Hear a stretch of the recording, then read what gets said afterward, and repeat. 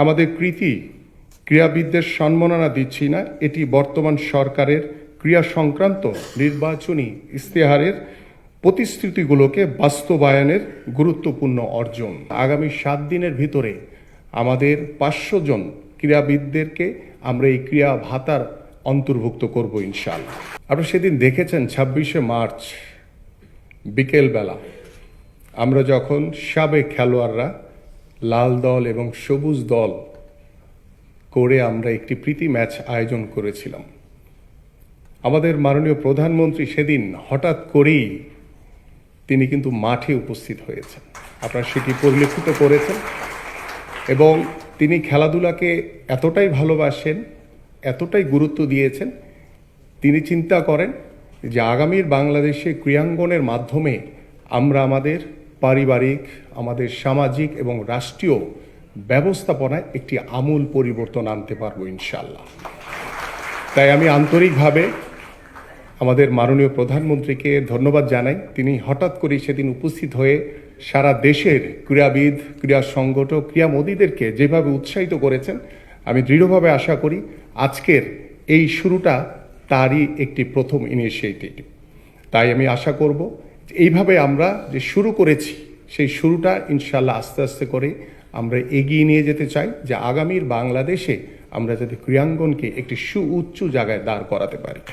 প্রিয় উপস্থিতি, আজকের এই শুভ আয়োজন বাংলাদেশের ক্রীড়াঙ্গনের ইতিহাসের একটি স্মরণীয় দিন।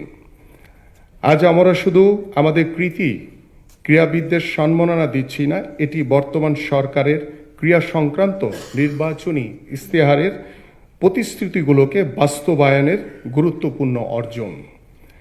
আমরা এখানে একত্রিত আমাদের ক্রীড়াঙ্গনকে সুউচ্চ আসনে প্রতিষ্ঠার প্রত্যয় নিয়ে আমরা আজকে 129 জন ক্রীড়াবিদদেরকে ক্রীড়া ভাতার প্রদান করা হয়েছে এবং আমরা আগামী 7 দিনের ভিতরে আমাদের 500 জন ক্রীড়াবিদদেরকে আমরা এই ক্রীড়া ভাতার অন্তর্ভুক্ত করব ইনশাআল্লাহ।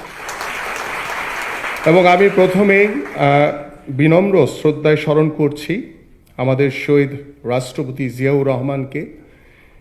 তিনি প্রথম যুব ক্রীড়া মন্ত্রণালয় প্রতিষ্ঠা করেন এবং বাংলাদেশের ক্রীড়াঙ্গনকে সুশৃঙ্খল কাঠামোর আওতায় আনেন এবং তার হাতেই আজকের এই যাত্রার ভিত্তি। আমরা শ্রদ্ধাভরে স্মরণ করছি দেশনেত্রী বেগম খালেদা জিয়াকে। তার রাষ্ট্র পরিচালনার সময় আমরা প্রথম 2003 সালে সাফ ফুটবল চ্যাম্পিয়ন হয়েছিলাম। ক্রীড়াবিদদের জীবনমান উন্নয়ন, মানসিক অনুপ্রেরণায় তিনি বিশেষ প্রণোদনা ও সুযোগ সুবিধা ব্যবস্থা করে গেছেন। আমরা গভীর শ্রদ্ধায় স্মরণ করি আরাফাত রহমান কোকোকে, যিনি ডেভেলপমেন্ট কমিটির চেয়ারম্যান হিসেবে আমাদের বয়সভিত্তিক ক্রিকেট দলগুলোকে যেভাবে সুসংগঠিত করেছিলেন, যা পরবর্তীতে আমাদের দেশের ক্রিকেটের পাইপলাইনে